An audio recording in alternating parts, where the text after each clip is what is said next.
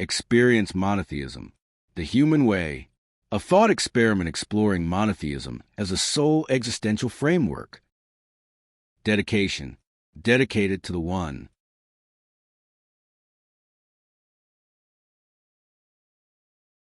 How do you want God to talk to you?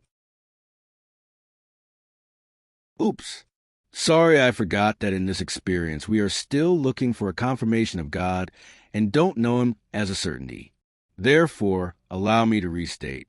We are humans and we have these attributes that are unexplained but limited.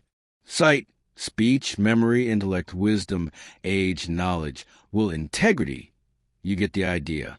Everything that you possess personally, physically and non-physically, is limited. How much can you see, hear, think, imagine, remember, feel, jump, drink, etc. requires a starting and ending limit. If you could see everything, you would be able to see God, if He exists, but you cannot. Each one of these physical and metaphysical attributes are different in each human, with this inevitable differentiation between all humans. Should each of us be required to think so deeply about God? What if that level of thought is beyond the limits available to you? Therefore, attributes such as physical sight and non-physical intellect, as an example, cannot be the attributes that can transmit anything impersonally to the next generations, as they are individual to each human. Let me give you a situation.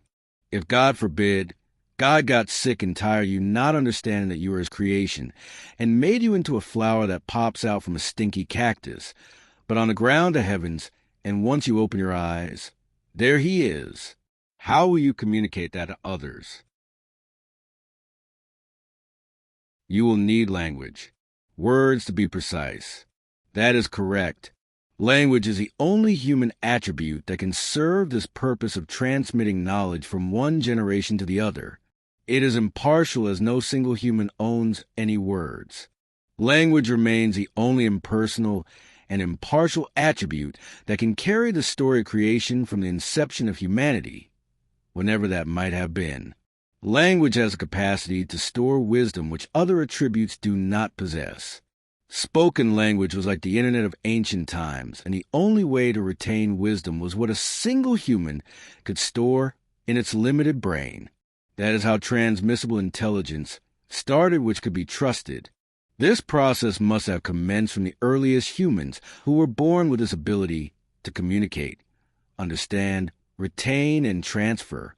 As per the story, it began with Adam and Eve. Since we cannot see them, just like we cannot see God, we cannot assume them as a certainty in our experience. Well, I am sure Grandpa and Grandma are happy wherever they are now.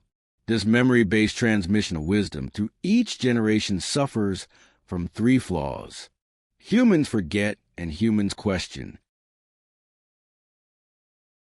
Do these disturbances in transmissible intelligence invalidate the choice of language as the sole attribute powerful enough to contain the story?